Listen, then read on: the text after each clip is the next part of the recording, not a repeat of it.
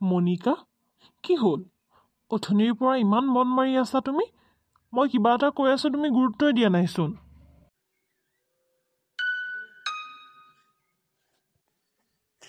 নহয় ৰাজ মোৰ মানে চিন্তাবিলাকে পিছনেৰা হৈছে জানানে মনত যে কি প্ৰশ্ন আহি থাকে যিবিলাকৰ উত্তৰ মই নিজেই বিচাৰি নাপাওঁ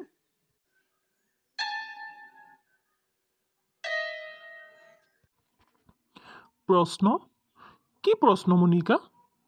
মোক ভালকৈ বুজাই কোৱাচোন মই কিন্তু ধৰিব পৰা নাই তুমি কি প্ৰশ্নৰ উত্তৰৰ কথা কৈ আছা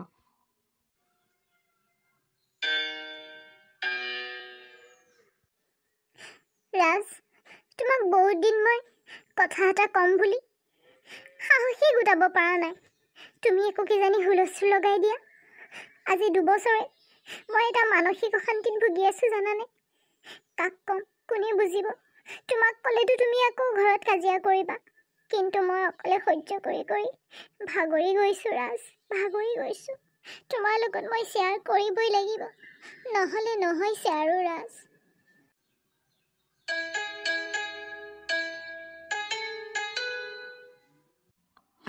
শুনা মনিকা তুমি একদম নিশ্চিন্তভাৱে কি ক'বলৈ বিচাৰিছা মোক কোৱা মই আছো নহয়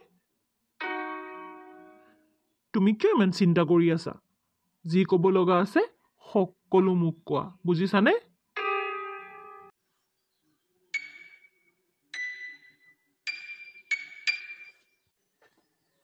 ৰাজ তুমিতো অফিচলৈ ওলাই যোৱা তাৰপিছত ঘৰৰ কাম বন কৰাৰ পিছত ওচৰৰ মানুহ কেইগৰাকীমান প্ৰায় 11টামান বজাত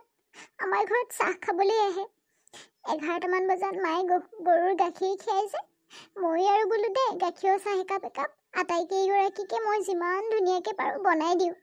সন্তুষ্ট কৰি খাব পৰাকৈ মই বনাই দিওঁ তেনেকৈ 1 বছৰ পাৰ হ'ল কিন্তু ৰাজ আচল কথাটো কি জানা সেই মানুহ কেইগৰাকীয়ে প্ৰতিটো কথাতে মোক ঠাট্টা কৰি থাকে মই চাপৰ কাৰণে ৰাজ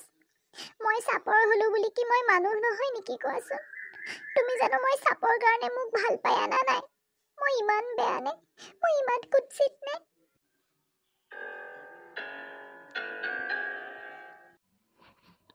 কি তোমাক চাপৰ বুলি ইনচাল্ট কৰে কোনে মোক কোৱা কোনে সুদাই নেৰিম নহয় মই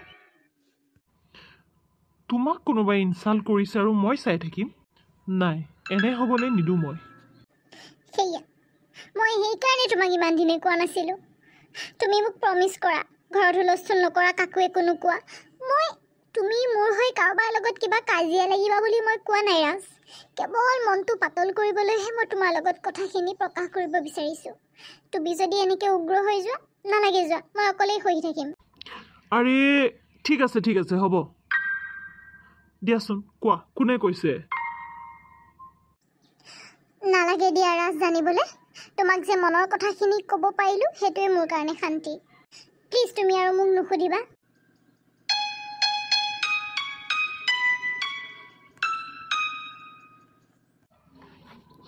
চোৱা মনিকা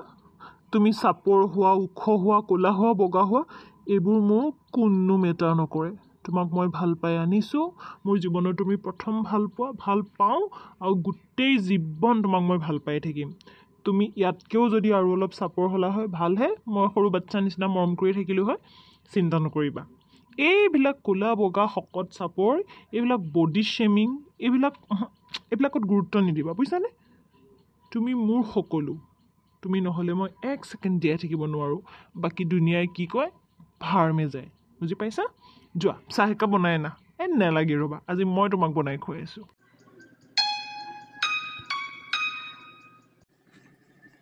তোমাৰ নিচিনা এজন হাজবেণ্ড পৃথিৱীৰ সকলো নাৰীয়ে পাওক ৰাজ তোমাৰ মৰমৰ কাৰণে মই সকলোৰে লগত যুঁজিব পাৰিম ৰাজ থেংক ইউ ছ' মাছ সঁচাকৈ এটাই কথা কওঁ এই সৰু ভিডিঅ'টোৰ যোগেদি যিমানে বাকী মানুহ চাথ থাকক নাথাকক নিজৰ মানুহজন যদি এগৰাকী বিবাহিত পত্নীৰ লগত থাকে ন সেই পত্নীগৰাকী সকলো জয় কৰিব পাৰে সকলো